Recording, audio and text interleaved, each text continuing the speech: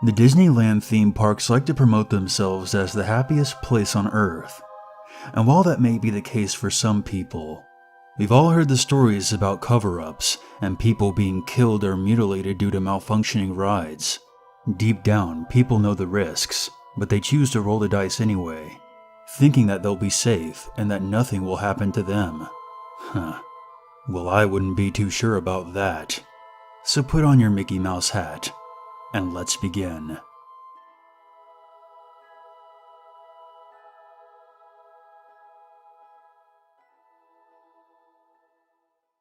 Number 1. Back in the summer of 2011, I was practically dragged kicking and screaming to Florida with my extended family to visit Disney World in Orlando. At the time, I was in my 30s and very overweight, and I didn't like the idea of walking around such a massive theme park in the hot sun, spending my hard-earned money on a mega corporation that makes billions of dollars for overpriced food and beverages. Needless to say, I was pretty bitter, but I was guilt-tripped into going by my siblings, all of whom wanted their kids to spend some time with their estranged uncle. I had hoped that they would be content with me remaining in the air-conditioned hotel bar, but my grade school-aged nieces and nephews didn't want me out of their sight, and tugged at my fingers, dragging me all over the park to show me pretty much anything that waved or sparkled. There were 8 of them altogether, their ages ranging from 14 to 3, and while I'm fine with kids in small doses, if it weren't for the fact that their parents were my ride, I'm pretty sure I would have abandoned them in the park. After over an hour of marching around and sweating my ass off, and constantly having to find places to refill my water bottle, I couldn't manage to fake it anymore. I had been smiling and chuckling for the benefit of the kids, but inside I was screaming. I just wanted to sit down and stay put for a while, instead of marching all over the Magic Kingdom and trying to take it in all at once. To make matters worse, those guys in the mascot costumes kept coming over to me, seeing me with such a large group of kids, and always wanting to high-five me or hug me or something. I finally explained to the small group of parents that I needed to take a break, and unless they wanted me to start smoking in front of their kids, they would need to give me some space for a while. I know that kind of makes me sound like a terrible person, and normally back home I was very agreeable and never cursed or lit up in front of the kids, but everyone has their limits, and I was at my breaking point. I walked for a short while away from the big attractions, and found a semi-quiet space near a security office to sit down on a bench and have a smoke, which may or may not have been allowed. I didn't care. I noticed a little way off to my left in a kind of alcove, another one of those mascot guys apparently was chilling out, sitting on a low stone wall by a fountain. I didn't know they were allowed to take breaks while in costume. I didn't recognize the character, but it was hideous. It was some giant shark-looking creature, who I assumed to be something out of Fantasia or something. I've since discovered that it was an alien creature from Lilo and Stitch, called Captain Gantu. I watched the poor guy in the mascot costume probably sweltering in that outfit as he continued just to sit there, barely moving, maybe twitching his hand every once in a while. I figured perhaps he had fallen asleep. I finished my cigarette, polished off my water, and sat there for a while longer, just enjoying the view, still watching the character out of the corner of my eye. A few other people wandered by, but almost everyone was either on their phones or looking at the scenery, and almost no one gave a second glance to either myself or the mascot figure. After maybe 25 minutes had gone by, I stood up and stretched. I noticed one of the security guards walking towards me. I figured he was heading into the office, and I started to say, "Hey, you better check out that guy over there." But the guard just nodded and cut me off, and continued past me, saying that he was about to do so, and asked me to move along. Had he not asked me to move along, I probably would have done just that. But the urgency in his voice made me curious, and I paused to watch from a distance as the security guard walked over, nudged the enormous costume bulk of a guy, and then tried shaking him. The guy mumbled something into the radio, and continued to try to get a response out of the man. I took a couple of steps closer to get a better look. The man in the costume hunched forward off the wall, and a red liquid of some kind, I'm not sure if it was blood or vomit, began to trickle out of the opening under the mask and splashed against the sidewalk beneath him. The security guard said something loudly into his radio, a numbered code of some kind, and spread out the mascot as best as he could while he was on his back on the ground, before cutting open what had to have been a very expensive costume with a knife from his belt. A very foul stench hit me just like a frying pan to the face, a putrid, sickly chemical smell. I backed away a bit and watched as the security guard tried to resuscitate the man. I never saw his face, only the top of his head, which had thinning gray hair. After about 6 or 7 minutes, paramedics and security guards sprinted past me. One security guard physically grabbed my arm and pulled me away, while another 2 guards raised a sheet to block the sight from the public. I thought at any moment I would hear emergency sirens or some kind of alarm, but as I wandered back through the tourists in a confused daze, I just watched the people going about their vacation having fun, as if nothing was happening. I tried to stop and look back, but more security arrived and firmly continued to lead me away, explaining that I had to clear the area, but stating it in a very hushed, reserved tone, so as not to alarm anyone else within earshot. I honestly don't remember saying much of anything, except hollowly asking a few times, "What happened? Is the guy alright?" After I found my family again, none of them seemed to notice my shell-shocked look. After another half hour, a man in a suit with a Mickey Mouse tie walked up to me out of nowhere, shook my hand, and told me that I had been randomly selected for exclusive promotions throughout the park, including accommodations at a few restaurants, and front row seats at a few shows, including tons of toys for the kids. My family went crazy with excitement and hugged me as if I made their dreams come true, while I began to feel even more sick inside. I'm still not sure what exactly happened to the poor old man in the costume. There was never any news about an emergency or death at the park that I could find, and while I've told several dozen people about this since, this is the first time I've ever put it online. Disney may appear to be the happiest place on earth, but they know how to cover up horrific occurrences extremely quickly and make bodies disappear with minimal effort, and that terrifies me. Number 2. Earlier this summer, my sister and I had an opportunity to visit Walt Disney World in Florida, compliments of my job. I brought my teenage daughter Teresa, and my sister brought her son Josh, who unfortunately has Down syndrome. My sister, being the sentimental and caring person she is, made sure our first stop was to visit the spot where the young boy had been killed by the alligator, and last June to leave a flower and pay her respects. Teresa and Josh waited nearby as my sister said a few words, and we had a moment of silence for the poor boy. Then we made our way back.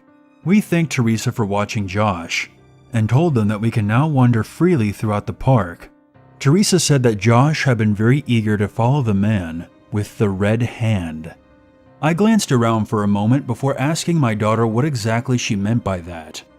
She was clearly annoyed and shrugged, staring at her phone as she answered without answering that there had been some guy wearing a top hat and waving at Josh, and he had a red hand or glove or something.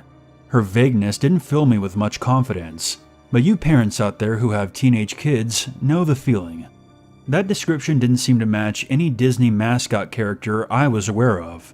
Figuring that Josh had said something that got lost in translation, we went one way with Josh while Teresa played the independence card and wandered off on her own. About an hour had passed of us mostly just walking around and taking loads of pictures of Josh with various Disney characters when we stopped to get a bite to eat and talked about what to do next.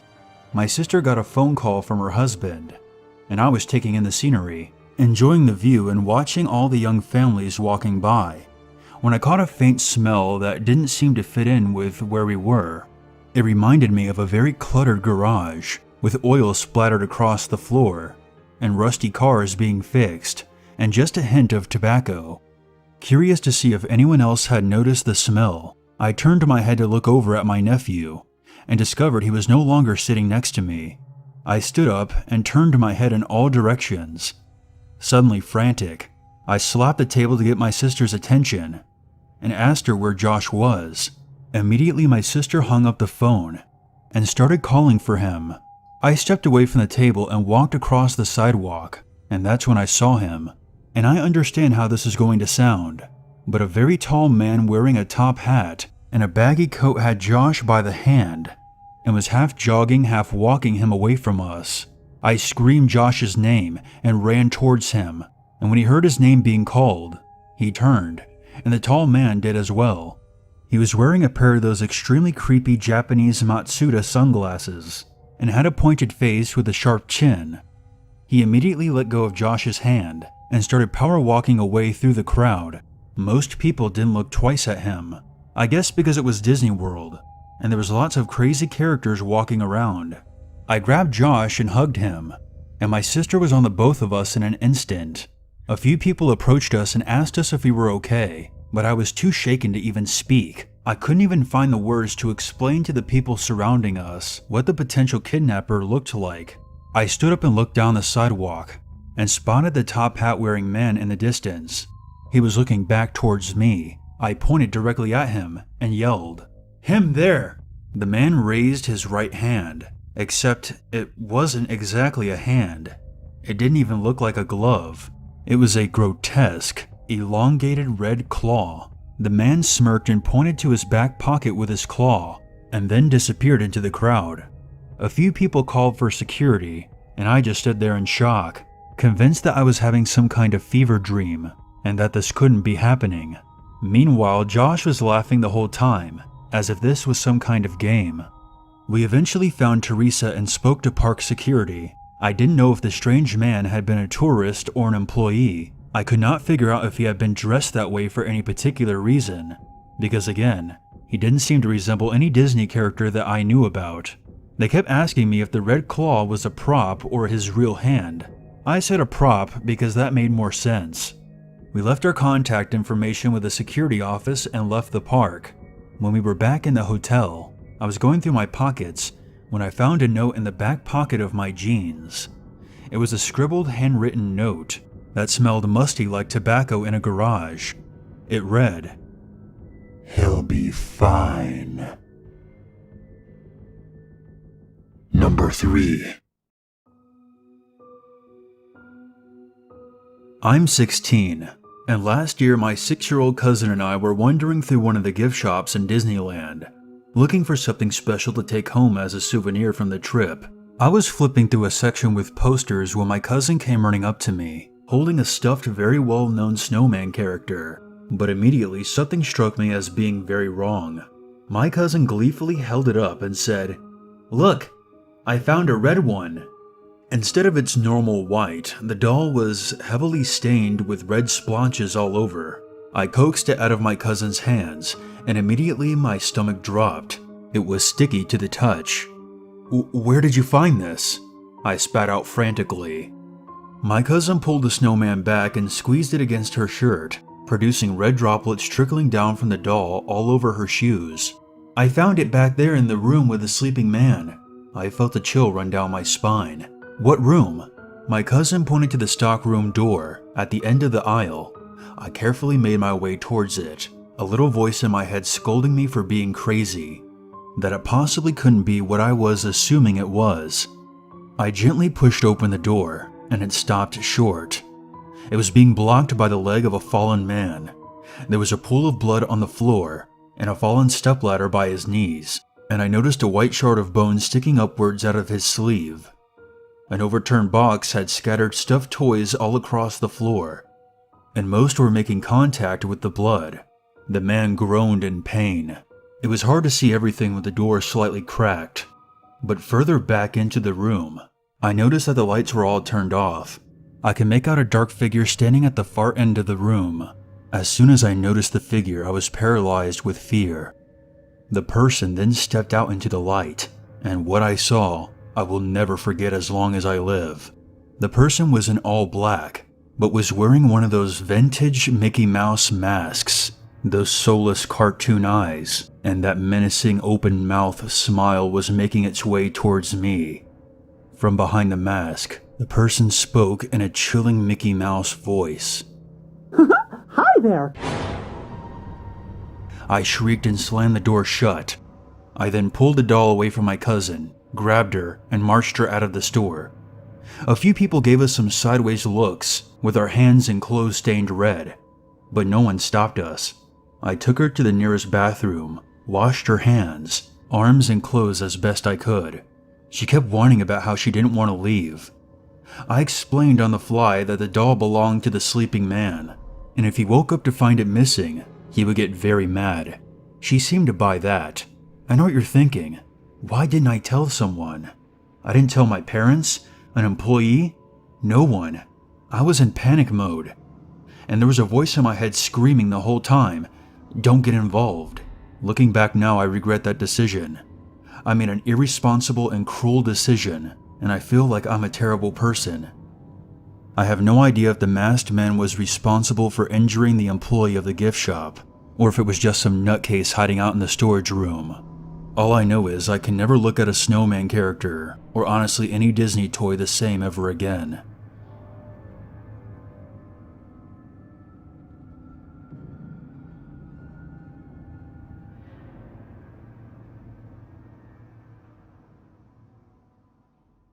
There's always a reason to be afraid.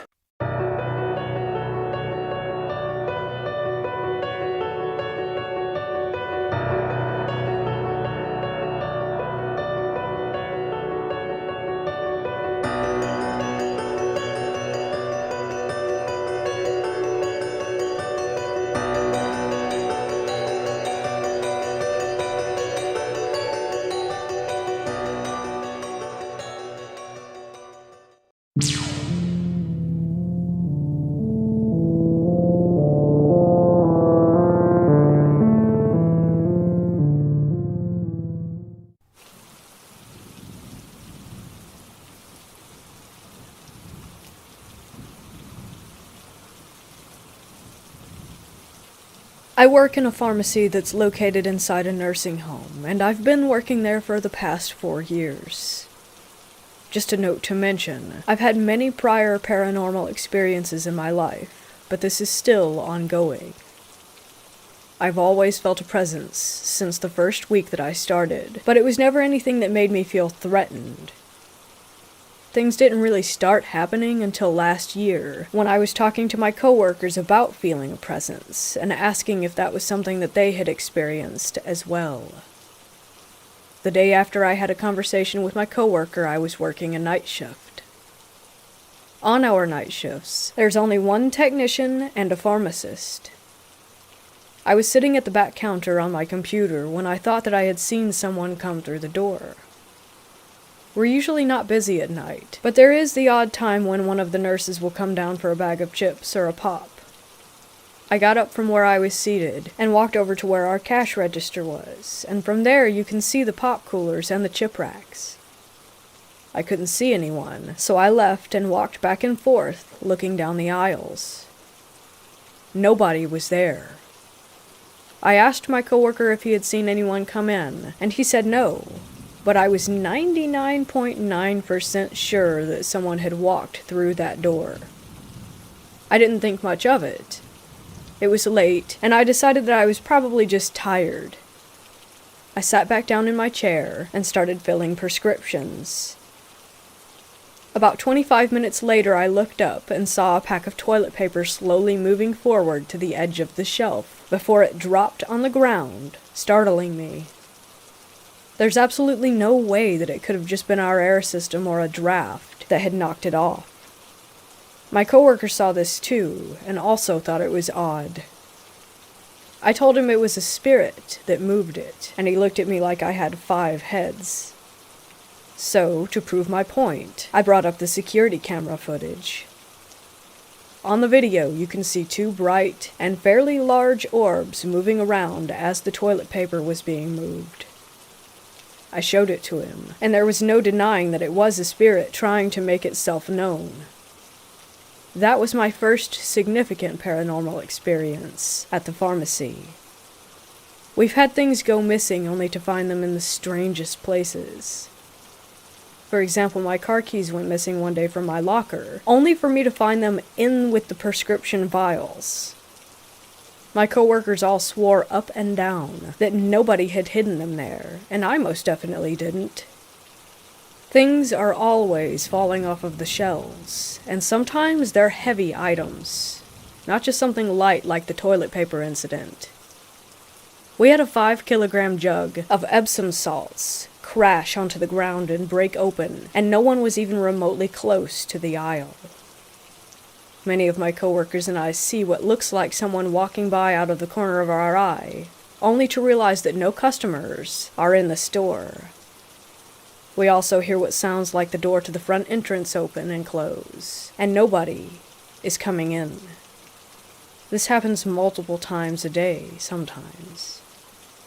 The only time I've ever felt threatened or scared so far was when I was working the night shift and got locked in the bathroom. It could well have been a hardware malfunction, but I don't believe that it was. The handle locked from the inside, and I don't normally lock it anyways. I did my business, flushed the toilet, and washed my hands. I went to exit the seemingly unlocked door and felt that it was being held shut from the other side. I figured it was just my coworker messing with me, so I started yelling his name, and that it wasn't very funny, and to let me out.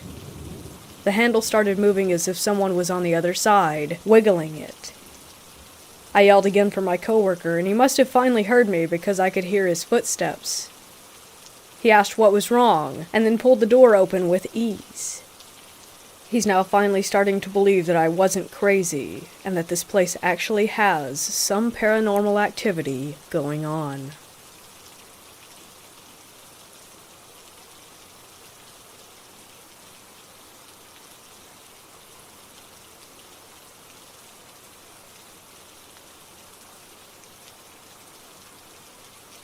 My late mother told me her ghost stories from a time when she worked as a charge nurse at a well-known hospital in my state. Please forgive me if the story is hard to follow, as she told me this when I was a kid. In the early 90s, my mother was fresh out of medical school and was fortunate enough to find a job at a prestigious hospital. The only downside of taking this job was the fact that she would be working the graveyard shift. A typical hospital night shift is 11 p.m. to 7 a.m.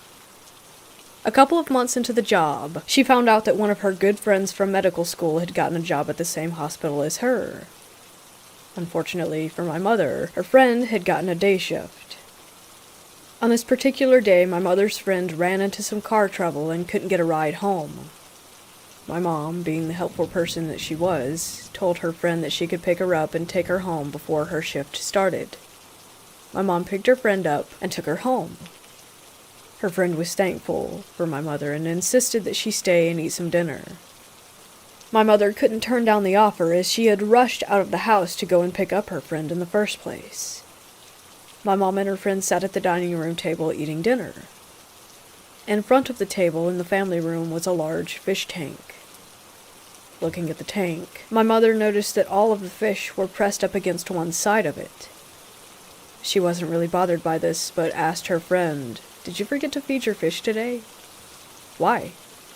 "All your fish are out and pressed against one side of the tank." My mother's friend looked at the tank and laughed. "Maybe it's my uncle.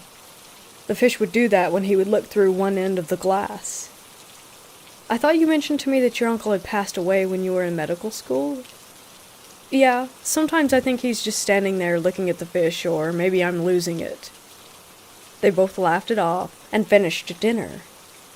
My mother thanked her friend for dinner and left to make it to work on time. My mother was less than a mile away from work when she saw blue lights in her rearview mirror. She thought to herself, was I speeding? Did I forget to signal? Did I accidentally run a stop sign? All of this ran through her mind as she pulled over. The police officer came out to the car and up to the driver's side window. He shined the flashlight in my mother's eyes and asked for her license and registration. And then, the usual, "Do you know why I pulled you over tonight?" "No, sir." "Well, the person in the passenger seat is jumping around and clearly isn't wearing a seatbelt." "How can that be?" My mom confusingly looked over to the passenger seat, and of course, the seat was empty. The officer shined his flashlight into the car and froze. My mom turned to look at the officer, who was visibly shaken and pale. After a few seconds, the officer began to mutter, "No, no, not today," and slowly paced back to his car. In a flash, the officer took off. Must be Uncle, she thought. My mom arrived at work and started with her normal routine. The night shift didn't faze her until around 12 a.m. While finishing some patient paperwork, out of the corner of her eye, she spotted someone walking around in a patient gown. Concerned, she nudged one of her coworkers to check on the patient who was wandering around in the hall. He got up, looked down the hall, and he immediately turned around back towards my mother. There was no one there. Confused, she looked over the desk, and indeed, there was no one there except other nurses and doctors. At around 2 a.m., my mom had gotten tired and decided it was time to get some coffee. She got up from her desk and began walking to the break room. On her way to the break room, she spotted the same patient wandering around the hall. Not wanting to disturb the other patients and nurses, she decided to follow this patient. She followed them until they turned and walked into one of the rooms. She walked up to the room and looked in, expecting to find them. Instead, she walked into an empty cardiology room. My mother walked out and began to think that she was losing her mind. Before exiting the room, she looked at the room number and saw that it read 616. She wrote it down on a notepad and continued with her shift. When her shift ended, she began to put away her work in her locker and pulled out her notepad. She looked at it, and it read Cardiology 616. Remembering what had happened, she used the break room phone and called her friend. Half asleep, her friend answered. My mom began to explain what had happened to her and mentioned her experience with the police officer and her shift at the hospital. Finally, my mom asked, "How did your uncle pass away, if you don't mind me asking?" "Oh, he was having some heart problems and passed away from a stroke." "When you visited him in the hospital, can you recall what room he was in?" I think it was room 616. "I think it was your uncle I saw last night and this morning." "No kidding." My mom always told me that story, and she truly believed that she had seen her friend's uncle's ghost. Though the ghost said nothing to my mother, she could only ponder the reason why.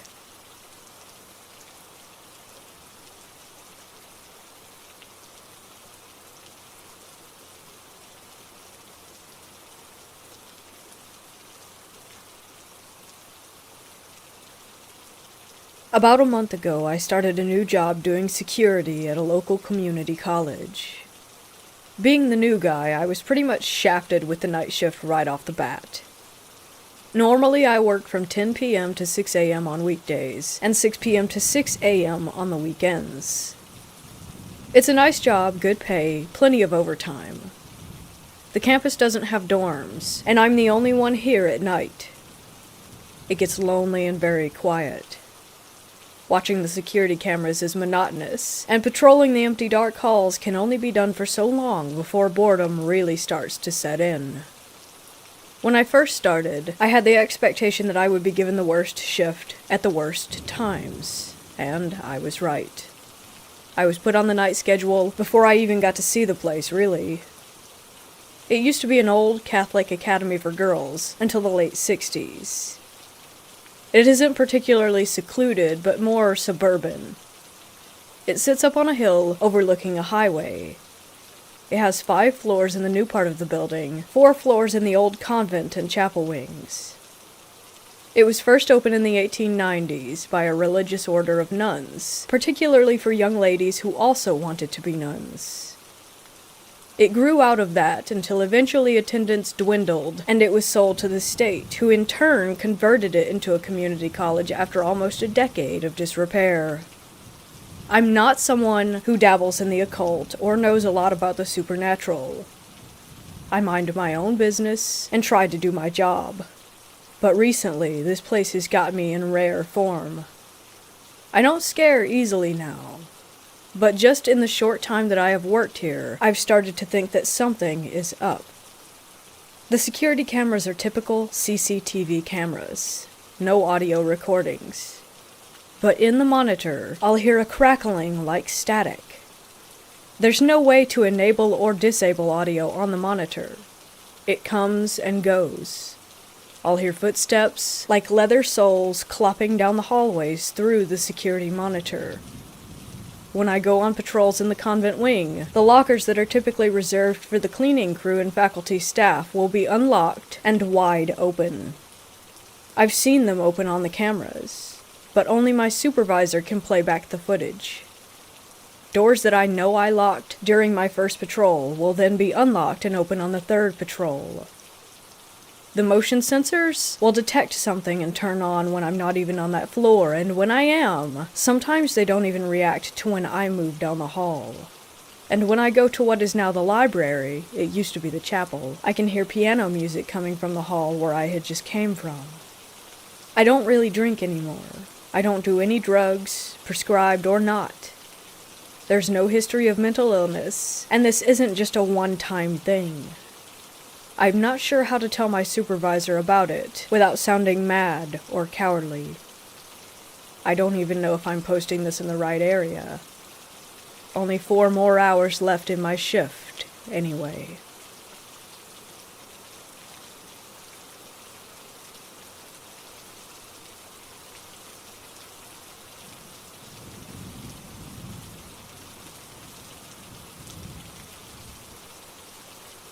The first and only time I've ever seen a ghost, a dead person, a demon, whatever you want to call it, was exactly 1 year ago today. I had just gotten my bachelor after 3 years of studying social welfare and was now working at a group home for teens with substance use problems. My workplace was in a big old house, which was almost scary quiet during the nighttime, and I often felt anxious being there. Don't get me wrong. I really enjoyed the job and spending time with the teens, but working nights scared the crap out of me. I usually started my shift around 8 p.m. Around that time we often made dinner. I helped out with homework, and we talked for hours dealing with all sorts of issues until I went to bed, usually around 1 a.m., and this was one of those days. I fell asleep at 1:30, woke up 2 hours later like I usually do to get a glass of water. I walked down the stairs, entered the common room, and then walked by a big window in the living room. I looked up at the gray, cloudy sky when I saw death hanging in a tree. Brown, rotten flesh in the shape of a face. I rubbed my eyes, and then looked again, and the flesh was still there. I couldn't move, breathe, or blink my eyes for a few seconds. I was absolutely terrified. After a while, I found the strength to move my legs and walked into the office again. I locked the door and sat there all night, and when the sun finally peeked out, I managed to move my legs to go and look out the window again. There was no rotten flesh this time, just a normal tree with green leaves. A few days later after this incident, I told my boss that I didn't want to work night shifts anymore since the lack of sleep. I didn't want to tell her the real reason, since she would probably think that I was mad. Maybe I was. And what if this was just a nightmare? Probably. But what if it wasn't?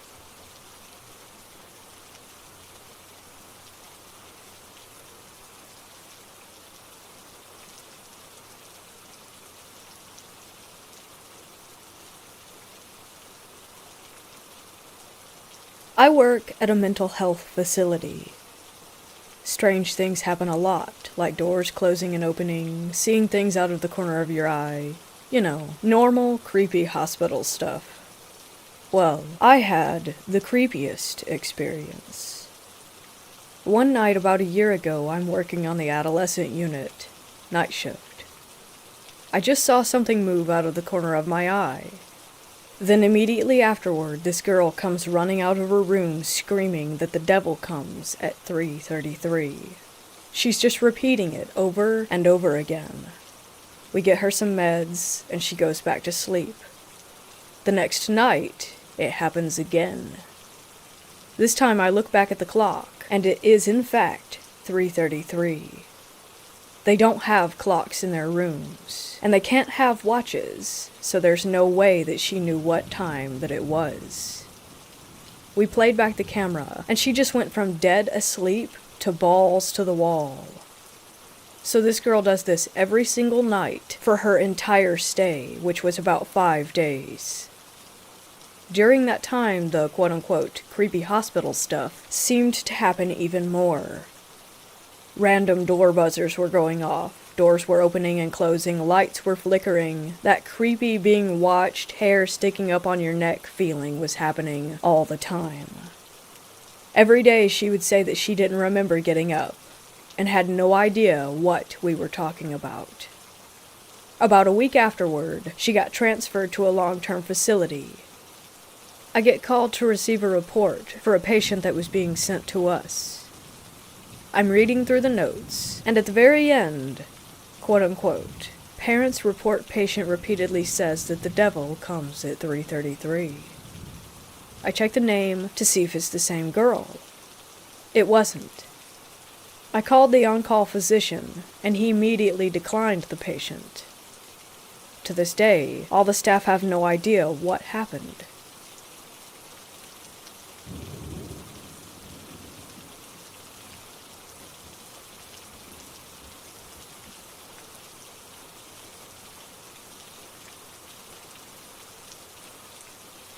One night, I was working a night shift in a refinery. I was working as a quote-unquote hole watch for my shift, which means I basically sit at an entrance and document anyone that goes in and out. Well, a guy showed up, I got his name, and he gave me the company that he worked for, so I logged him in. Everything checked out, so I'm waiting at the entrance for a few hours for the guy to come back out. Now, that's nothing unusual, because most of the people that go in will stay in there between 2 to 6 hours at a time, and every hour or two I yell up to make sure that they're okay. I would yell, and usually the guys whistle back or make a noise to let me know that everything's alright, and every time I check, I thought I heard a response. A few more guys came up to go in. I log them in, let them know that there's another guy up there doing inspections. They go in and radio back, "Hey, there's no one in here." Immediately I had a weird feeling because I was at the only exit entrance, so there's no possible way to get out of the container without me seeing. The way the container is set up, you have to climb up a ladder to get into it from underneath using a scaffold to help. I was sitting on the scaffold far back enough to where if anybody came out, they would drop down right in front of me, and the only way off of it was to go through the gate opening that I was guarding. So I radio my foreman and explained to him what had happened. He got into contact with the company, and they had no one by that name, and no one scheduled to check that particular container. I was completely baffled at this point. Here I am, adamant as ever that someone went up into that container. I thought I was going crazy, and I was also a little weirded out. I had a signature on the log where they sign in, and I have to sign right next to their name also, acknowledging that I know that they're going in. For about 20 minutes, I'm in full panic mode and freaking out because I don't have an explanation as to what happened, or where he went, or who he was. And on top of that, I could have easily lost my job because of it.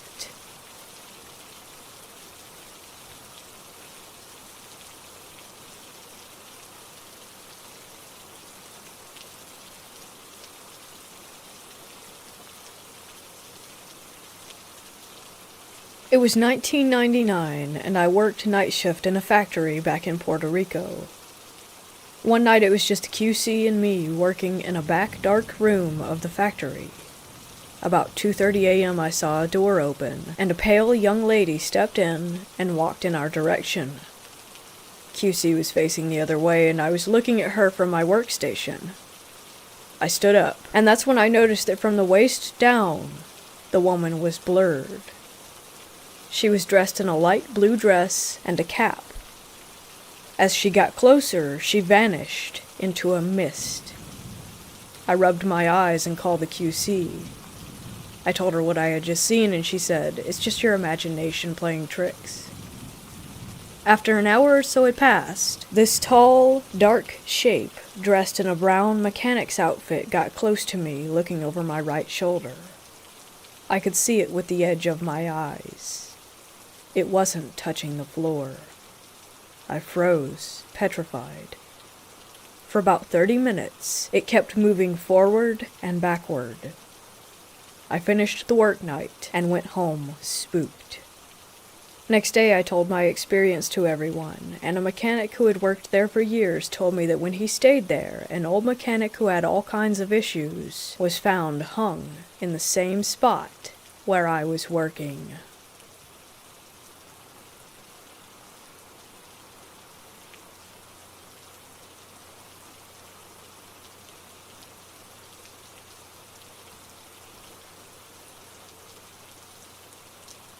I work night shift on a unit at a nursing home.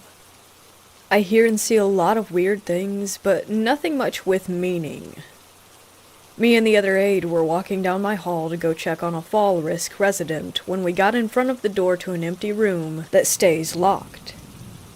The resident had moved home and no one had been in there since mid-October. I heard 3 distinct knocks coming from inside the room on the door as soon as we walked by. I froze and turned around, and without speaking looked at my friend, waiting for her to say if she had heard it as well, and when she did, I was frozen in fear, knowing that I was not alone in hearing things. Lots of little extra things have also happened. Me and another aide walked by a room when we got bad vibes. It was cracked open an inch, and the door slammed shut suddenly, so hard that it shook the floor. Right next to the room with the knocks, we had a resident pass away. Again, me and an aide walked by. The door was closed and locked, and the handle started jiggling hard and fast. Another time, me and an aide heard snarling growls coming from the dining room all night. The same night when the knocks occurred.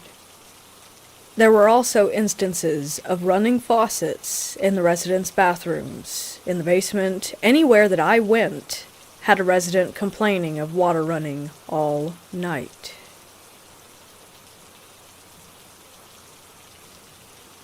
You